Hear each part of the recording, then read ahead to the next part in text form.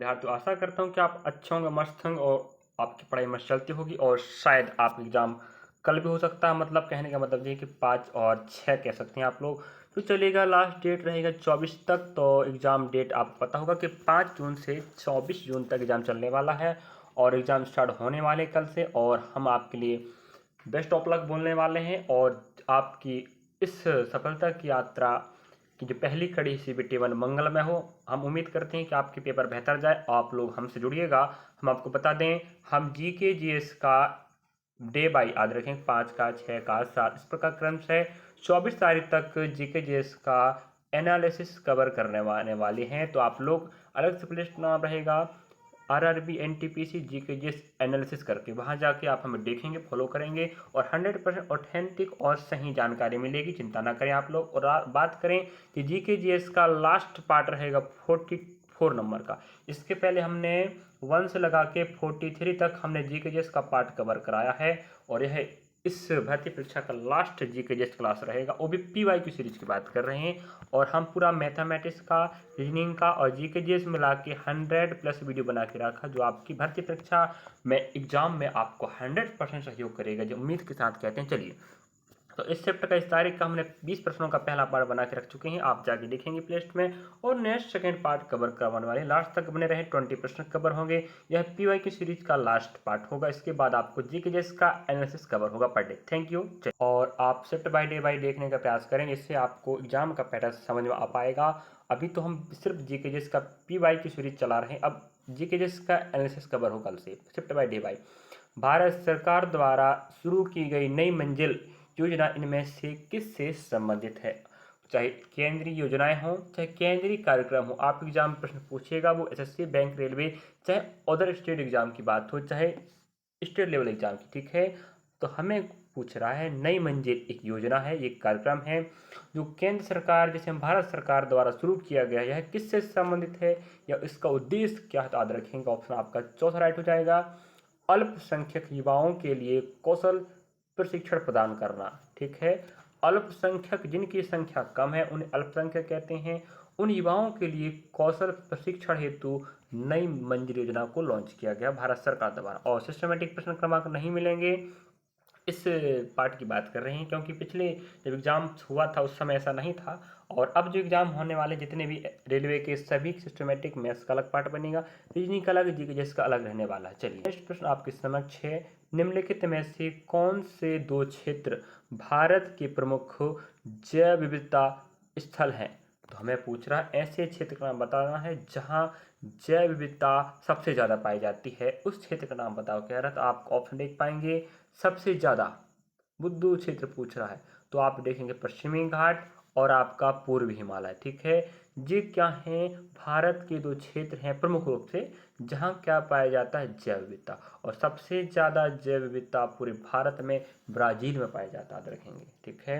और हमारे भारत की बात करें ऑप्शन के अनुसार, ऑप्शन बी पश्चिमी घाट और आपका पूर्वी हिमालय में सबसे ज़्यादा जैव विविधता पाई जाती है। मतलब जीवों का जो पाए जाने का वो एरिया है, अनेक प्रकार के जीव एक साथ पाए जाते हैं, उसे हम जैव विविधता कहते हैं, अनेक अनेक प्रकार के जीव। अगला प्रश्न आप देख पा रहे होंगे, यहाँ पर आपको इतिहास, भूगोल, राजनीति, अर्थशास्त्र, साइंस, सूचना प्रौद्योगिकी, कंप्यूटर, सभी प्रकार के करंट अफेयर के प्रश्न एक साथ समाहित मिलेंगे। आप उनका पैटर्न समझिएगा, हम आपको व्याख्या नहीं बताएंगे, हम आपको सिर्फ प्रश्नों से दिखाना चाह रहे हैं कि प्रश्न का लेवल पिछले जो एग्जाम हुआ था वो 21 में है कि नहीं। NTPC का एग्जाम फॉर्म फिर 19 में हुआ था, कोरोना काल का एग्जाम नहीं हो पाया था, तो उस समय जो पेपर हुआ था उसके बाद अभी हो रहा है 2024 का एग्जाम 2025 में। तो वहाँ पर आप देखेंगे कि एग्जाम का पैटर्न इन्हीं टॉपिक से मिलेगा। और रेलवे का जो पैटर्न याद रखेंगे, वही टॉपिक 28 से प्रश्न पूछता है, भले प्रश्नों घुमा के पूछे।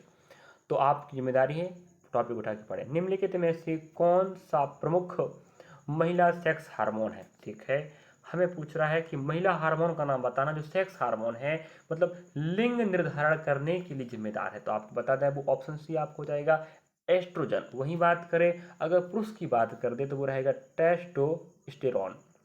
एग्जाम में दोनों का प्रश्न पूछा है और प्रश्न पूछेगा जी। आपको पता ग्रुप डी में आपको बता दें 25 साइंस के आने वाले हैं, समझे। तो वहाँ पर भी आपको सहयोग करेगा और अदर वैकेंसी में भी।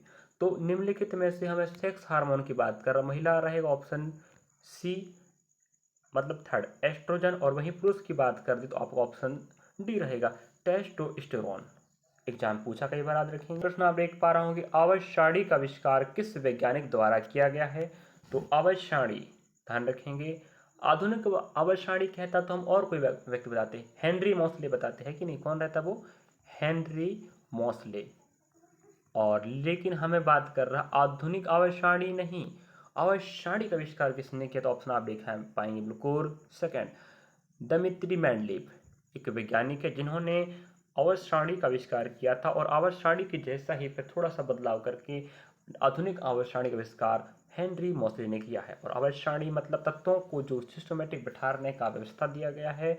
यहाँ पर आप देखेंगे त्रिक नियम, अष्टक नियम, त्रिक नियम मतलब डॉबेरेनर का त्रिक नियम, फिर अष्टक नियम मतलब न्यूलैंड्स का अष्टक नियम, फिर आपका आएगा आवर्तसारणी का नियम दिमित्री मेंडलीव, फिर आपका आएगा आधुनिक आवर्तसारणी हेनरी मोसले। इस प्रकार से आप आवर्तसारणी का प्रश्न पढ़ लीजिएगा, आवर्तसारणी के गुणधर्म भी पढ़ लीजिएगा।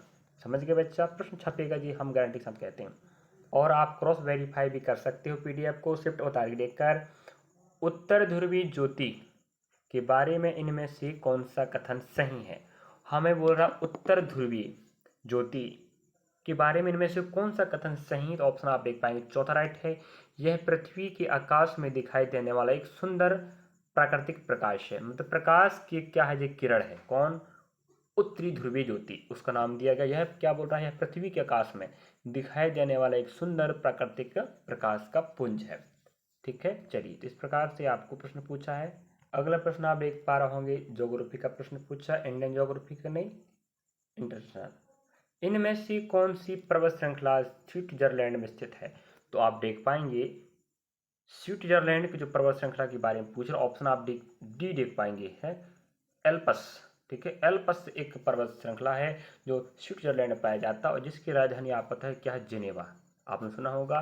और हमारे अंतर्राष्ट्रीय प्रमुख जो भी संगठन है, बहुत सारे यहाँ पर संगठनों का मुख्यालय यहाँ पर बनाया गया है। तो स्विट्जरलैंड की राजधानी जिनेवा है, और स्विट्जरलैंड में एक पर्वत श्रृंखला जिसका नाम क्या है? एल्पस। चलिए, आप देखो प्रश्नों का लेवल आप देख लीजिएगा, टॉपिक समझ के आप, अगर आपके पास एग्जाम डेट अभी लेट है तो आप लोग ध्यान रखें, पढ़ते रहें। और रही बात यहाँ पर, हम जीकेजीएस का एनालिसिस कल से कवर कराने वाले हैं, भले वो शाम तक हो, लेकिन आपको प्रयास करना है मेरे विद्यार्थियों, सभी वीडियो देखिएगा। हम शिफ्ट बाय डे बाय करेंगे प्रयास, बाकी एक साथ भी हो जाए तो कोई दिक्कत की बात नहीं है। आगामी भर्ती परीक्षा और आगामी शिफ्टों में आपको बेहतरीन फायदा होने वाला है, तो देखना ना भूलें। हमने प्लेलिस्ट का नाम बता रखा है, आपके सहपाठी उन्हें बताएं। भारत की सबसे लंबी मारक क्षमता वाली बैलिस्टिक मिसाइल कौन सी है? तो हमें इस प्रकार से जो सूचना और जो प्रौद्योगिकी के प्रश्न है वो भी प्रश्न पूछ याद रखेंगे। इसरो का, डीआरडीओ का पूछ रहा है कि नहीं, भाभा का प्रश्न पूछ लेता है। तो इस प्रकार से मिसाइलों का प्रश्न पूछ रहा है तो उसका नाम रहेगा अग्निवीर। तो अग्निवीर एक मारक मिसाइल है जिसकी क्षमता बहुत तेज है, लंबी मारक क्षमता मतलब लंबी दूरी तक जी क्या कर सकता है? वार कर सकता है। कौन? अग्निवीर। अगला प्रश्न आप देखेंगे, मोरक्को का प्रसिद्ध यात्री इब्न बतूता किस काल में भारत आया? इस प्रकार से फाहियान का भी प्रश्न पूछता है, कहाँ पर आया था, कहाँ से आने वाला था। ठीक, अनेक प्रकार के जो आपके यात्री आए हैं। ठीक है, याद रखिएगा, यात्रियों का भी प्रश्न बनता है कि कौन यात्री कहाँ से आया है, कहाँ पर आया था, किसके दरबार में आया था, या उस समय किसका शासनकाल था। ये भी प्रश्न बनता है, एसएससी में बनता है, रेलवे बनेगा, बैंक बनेगा, स्टेट लेवल एग्जाम में बनेगा। जी हम से ना पूछो, हम बता रहे हैं, खुद बता देते हैं भाई। तो याद रखिएगा, मोरक्को कहाँ का था, सॉरी इब्नु बतूता कहाँ का रहने वाला था? मोरक्को का। और यह जब भारत आया था रखना, तो उस समय भारत में दिल्ली सल्तनत की काल थी, या कह सकते हो आप लोग किस काल में आया था? तो आप बोलेंगे दिल्ली सल्तनत। ठीक है, चलिए अगला प्रश्न की चलिए। और आप समझ गए होंगे कि आपको हमने क्या पढ़ने के लिए बोल दिया है, और पछताना होगा याद रखिएगा अगर आपने हमारी बात नहीं माना तो। राज्यसभा के बारे में इनमें से कौन सा कथन सही है? राज्यसभा, लोकसभा, राष्ट्रपति, और इस प्रकार से हमें संसद के अंक का प्रश्न जरूर पूछता है। तो राज्यसभा के बारे में इनमें से कौन सा कथन सही है? तो देखिए ऑप्शन ए राइट होगा, राज्यसभा को कभी भी भंग नहीं किया जा सकता, और लोकसभा को भंग किया जा सकता है, याद रखेंगे। और आप समझ गए होंगे, स्थायी सभा राज्यसभा है और अस्थायी सभा लोकसभा। इस कारण से आप समझ गए होंगे, उच्च सदन राज्यसभा, निम्न सदन लोकसभा। उच्च सदन को आप भंग नहीं कर सकते, इसलिए स्थायी बोलते हैं। ठीक है, और इसका जो पदेन सभापति कौन होगा? राष्ट्रपति। पदेन राष्ट्रपति ही क्या बनेगा? सभापति। याद रखिएगा, किसके? राज्यसभा का सभापति। ये तो आपको पता ही होगा। तो वर्तमान में सभापति कौन है भाई? जगदीश धनखड़, क्योंकि उपराष्ट्रपति क्षमा चाहेंगे, उपराष्ट्रपति ही पदेन्द्र राज्यसभा का सभापति बनेगा और जिसे आप भंग नहीं कर सकते। समझ गए बच्चा? चलिए नेक्स्ट प्रश्न पर बढ़ते हैं। यह है आपका संविधान का प्रश्न और संसद के अंग के प्रश्न जरूर बने। अगला प्रश्न आपके समक्ष है, काली मिट्टी के बारे में इनमें से कौन सा कथन सही है? काली मिट्टी आप जानते होंगे और ऑप्शन आपके पास बी राइट हो जाएगा, मतलब सेकेंड। यह दक्षिणी पठारों के अधिकांश हिस्सों में पाई जाती है। किसकी बात कर रहा है? दक्षिणी पठार मतलब महाराष्ट्र, मध्य प्रदेश है कि नहीं, तेलंगाना, कर्नाटक। तो यह दक्षिणी पठारों के अधिकांश हिस्सों में पाई जाती है। कौन? काली मिट्टी। अगला पढ़ने की चलते हैं, जो भूगोल का पहला प्रश्न आप देख पा रहे होंगे 68 नंबर का। आप क्रॉस वेरीफाई भी कर सकते हो। सन 2008 में भारत सरकार द्वारा प्रकाशित जलवायु परिवर्तन हेतु राष्ट्रीय कार्य योजना NAPCC के अंतर्गत इनमें से किस मिशन की शुरुआत की गई थी? तो ऑप्शन ए आपका राइट हो जाएगा, national mission for sustaining the Himalayan ecosystem. Option आपका ए राइट हो जाएगा। इस प्रकार से हमें कार्यक्रम व योजनाओं के बारे में पढ़ना पड़ेगा। एक नहीं प्रश्न अवश्य आएगा, एक नहीं दो प्रश्न। अगला प्रश्न आप देख पा रहे होंगे, आप कंप्यूटर का प्रश्न भी आएगा। निम्नलिखित में से कौन सा कंप्यूटर का सॉफ्टवेयर घटक है? क्या? सॉफ्टवेयर घटक कहने मतलब यह है कि आप उसे छू कर नहीं देख सकते। बात ना छू सकते हो ना देख सकते हो, उसे ही तो क्या बोलते हैं? सॉफ्टवेयर। हार्डवेयर जैसे आप छू सकते हो, देख सकते हो, उसे हम हार्डवेयर कहते हैं। तो hardware, software, input, output, internet, network, इस प्रकार से MS वर्ड, MS एक्सेल, ये सब प्रश्न आपको नॉर्मल पूछ रहा है, फुल फॉर्म पूछ रहा है। इतना चीज़ तो आप पढ़ कर रख सकते हो ना, एक भर्ती में नहीं सभी भर्ती में काम आएगा भाई। तो निम्नलिखित में से कंप्यूटर का सॉफ्टवेयर घटक, हमने बताया सॉफ्टवेयर की परिभाषा, तो प्रोग्राम। आप इन्हें छू सकते, देख सकते हो, लेकिन आप प्रोग्राम को देख नहीं सकते। यही तो कहलाता सॉफ्टवेयर। अगला प्रश्न, तो कंप्यूटर का सॉफ्टवेयर इनमें से कौन सा? आपका ऑप्शन सी राइट हो जाएगा, प्रोग्राम। अगला प्रश्न आप देख पा रहे होंगे। अगला प्रश्न में हमें साइंस का नाम मिलकर जी जिसका नाम मिलकर आप कंप्यूटर का मिला है। निम्नलिखित में से कौन सा सेंट्रल प्रोसेसिंग यूनिट का एक घटक है? मतलब CPU का एक घटक है कह रहा। तो ऑप्शन आप, हाँ, CPU आपने अधिकांश नाम सुना होगा, जिसका फुल फॉर्म क्या होता है भाई? Central process unit.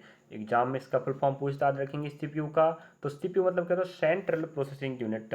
और ये घटक है बोल रहा है, तो हमें बोल रहा है कि CPU का घटक इनमें से कौन सा? आपका रहेगा मेमोरी।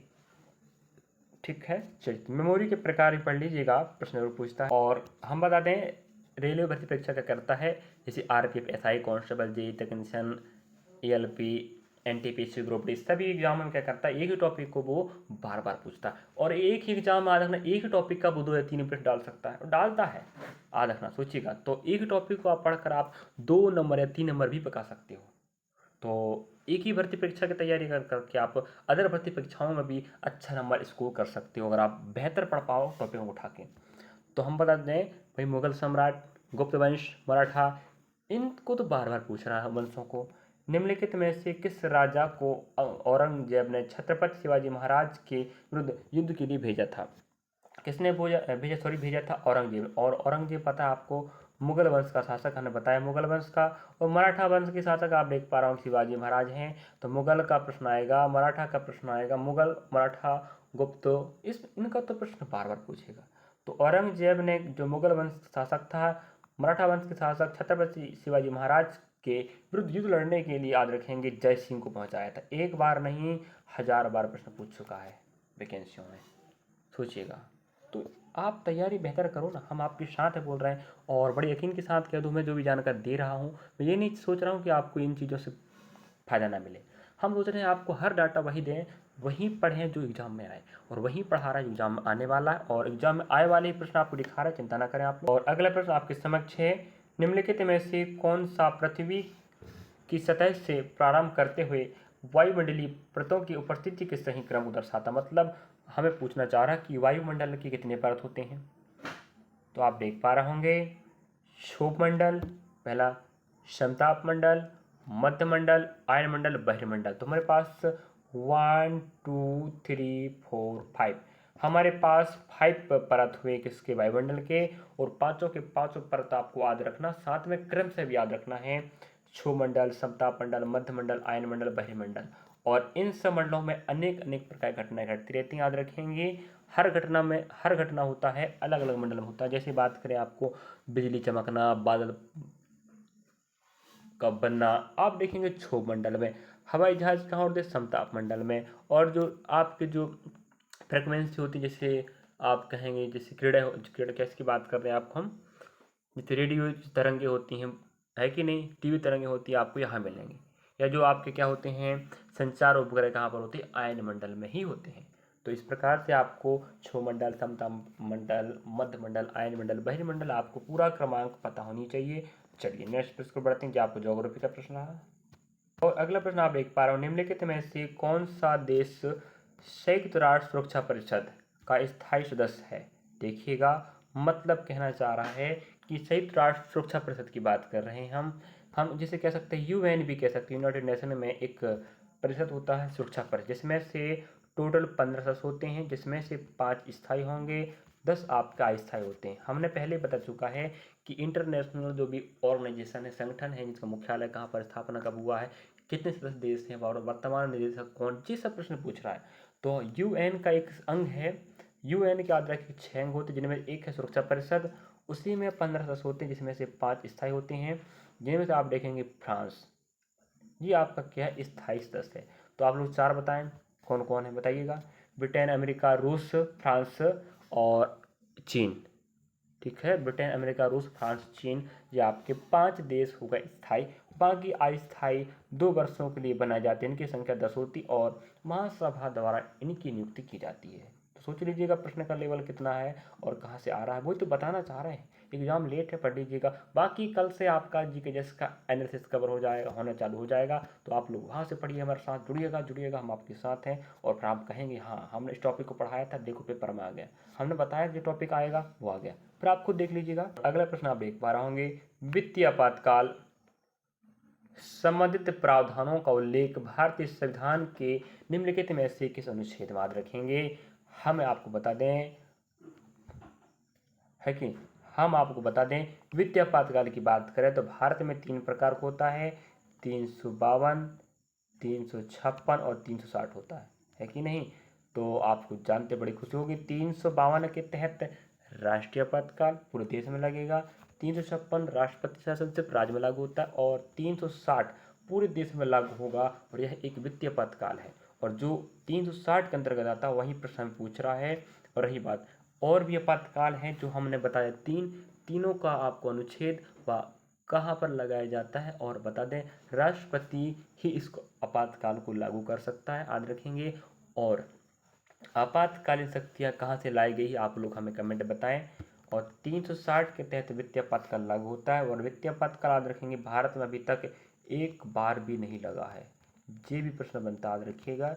और हम पूछ रहे हैं वित्तीय आपातकाल किस देश से आपने लाया है स्रोत के रूप में, हमें कमेंट बॉक्स में बताएंगे। चलिए, और आप नहीं बताओगे तो आपकी मर्जी है, और एग्जाम पूछेगा जो हम आपको बता देते हैं, फिर मत बोलिएगा कि सर हमने नहीं पढ़ा आपकी बात को। और अगला प्रश्न आप देख पा रहे होंगे, नेक्स्ट प्रश्न आप देखिएगा, महात्मा गांधी द्वारा नमक सत्याग्रह सॉल्ट मार्च वर्ष 1930 में शुरू किया गया था, जिसे हम नमक सत्याग्रह कह सकते हैं, या फिर हम क्या बोलते हैं, दांडी मार्च बोलते हैं ना, बोलते बताओ, या नमक कर कन तोड़कर उल्लंघन भी कह सकते हैं आप लोग। तो अंग्रेजों ने क्या किया था, जिस नमक रोटी हम खाकर जिंदा रहते थे उस नमक पर भी कर लगा दिया। तो गांधी जी ने इसके विरोध करने हेतु, याद रखेंगे, साबरमती आश्रम से दांडी तक गए थे, आता करते करते जो नसवारी, हाँ नसवारी याद रखेंगे, नसवारी एक जिला है, याद रखेंगे, है ना, नसवारी एक जिला है, यहीं पर क्या पड़ता, दांडी, यहाँ तक यात्रा किए, जिसका अर्थ दांडी मार्च भी कहते हैं, नमक करक भी कहते हैं, या नमक सत्याग्रह भी कहते हैं, हमने बता दिया। तो 1930 में शुरू हुआ था, जो गुजरात के साबरमती आश्रम शुरुआत होकर नसवारी के दांडी तक चला था, याद रखेंगे। नसवारी भी प्रश्न पूछ चुका है, मैं आपको बता दूं, आपके ध्यान में आ जानी चाहिए। यहाँ पर हम वाणी विराम करते हैं, क्योंकि यहाँ पर हमने टॉप 20 प्रश्न कवर कराया। और हम आपको बता दें, आप अगर पहली बार देख रहे हैं तो आपको पता होगा कि हमारे पास जानकारी क्या है, हम ये पहले ही बता देते हैं। और हमारे पास 100+ याद रखेंगे MCQ प्रश्न, वो भी PYQ सीरीज रिकॉर्ड क्लास चल रही है, पर डे प्रयास कर रहे हैं। और आपको बता दें मैथ्स के बारे में हम मिक्स भी क्लास हमने पढ़ाया है शिफ्ट बाय डे बाय। और अभी वर्तमान बताएं हम आपके लिए मैथमेटिक्स का बिल्कुल शानदार सीरीज चला रहे हैं। अध्याय पहला हमने पढ़ाया है, क्या रहेगा, नंबर सिस्टम हमने पढ़ाया, कम से कम 65-70 प्रश्न पढ़ाए मेरे विद्यार्थियों। इतना पढ़ के जाइएगा, जो एग्जाम में आया था उसको अध्याय बार कवर कर। नेक्स्ट हमने पढ़ा है डेसिमल फ्रैक्शन, क्या पढ़ा है, इसमें लगभग हमने 35 प्रश्न पढ़ाया है, मतलब दशमलव भिन्न लिख के रख लो, प्रश्न आएगा। संख्या पत्ती के जो प्रश्न हमने पढ़ाया वही प्रश्न छपेंगे, लिख के रख लो। सेकंड बात करें डेसिमल फ्रैक्शन, हमने जो पढ़ा वही प्रश्न आएगा। तीसरी बात करें, हम आपको बता दें हम पढ़ा रहे हैं पॉलीगन, क्या पढ़ा, पॉलीगन मतलब क्या बोलते हैं हिंदी में, बहुभुज। और आपको पता होगा कि बहुभुज का प्रश्न भी आएगा। अगर आप पढ़ने वाले बच्चे हो, मुझे उम्मीद है कि आप समझ गए होंगे। और हमसे पढ़ने वाले बच्चे जुड़िएगा, जो बच्चा नहीं पढ़ पा रहा है वो भी जुड़ सकता है, इस बात नहीं, लेकिन हम पीवाई की सीरीज वही उसे ही समझ में आएगा जो विद्यार्थी पढ़ता है या जिसे बेसिक क्लियर है। तो पहला अध्याय हमने कवर कराया, दूसरा कवर का, तीसरा कवर होने वाला आज, उसका हम वीडियो अपलोड कल कर देंगे, आज बनाएंगे फिलहाल। तो आप लोग देख लीजिएगा। यकीन के साथ कह दूँ, पहला अध्याय आपने पूरा पढ़ लिया और अपने हिसाब से पढ़ लीजिएगा तो आप इससे नंबर बाहर नहीं गंवा सकोगे। सेकंड अध्याय पढ़ लीजिएगा, थर्ड अध्याय पढ़ लीजिएगा। अभी तक मैंने अध्याय बार सिर्फ 3 अध्याय ही पढ़ाया और गारंटी के साथ कहता हूँ एग्जाम में यहाँ से प्रश्न छपेंगे, लिख के रख लो और पेपर में देने के बाद बोलना कि सर बिल्कुल सही बात है और आपने पढ़ाया था, हमने 1 या 2 नंबर हमने पाया है। 3 अध्याय पढ़ा, 3 से आपको बताओ 5 नंबर पाओगे आप, सोच लीजिएगा। मिलेंगे नेक्स्ट पार्ट में। और रही बात, अब हम इस वीडियो के बाद अब टॉप जीके जीएस क्लास बंद करने वाले, अब चलेगा मेरे भाई सिर्फ आपको जीके जीएस का एनालिसिस, ठीक है, क्या रहेगा, एनालिसिस। हम उम्मीद करते हैं कि आप लोग समझ गए होंगे। पर डे आपको 5 से चालू होगा, 5 से 24 तक कंटिन्यू चलेंगे। कभी कभी हो सकता है कि ना मिले, लेकिन शिफ्ट बाय डे बाय हम एक साथ कंबाइन करने का प्रयास करेंगे। और आप आगामी भर्ती परीक्षा में और आगामी शिफ्टों में आपको 100% गारंटी देगा, गारंटी साथ कहते हैं फायदा होगा, ठीक है विद्यार्थियों। और आपको बताते बड़ी खुशी हो रही है कि हम मुझसे पर डे 5 से 10 विद्यार्थी जुड़ रहे हैं, तो मेरा सौभाग्य है कि मैं उनके लिए मेहनत कर पा रहा हूँ। आप भी जुड़िएगा, अपनी सहपाठी को बताएं कि हाँ हमें जीके का एनालिसिस मिलने वाला है, हम आपके साथ हैं। चलिए, थैंक यू फॉर वॉचिंग, मिलेंगे नेक्स्ट पार्ट में।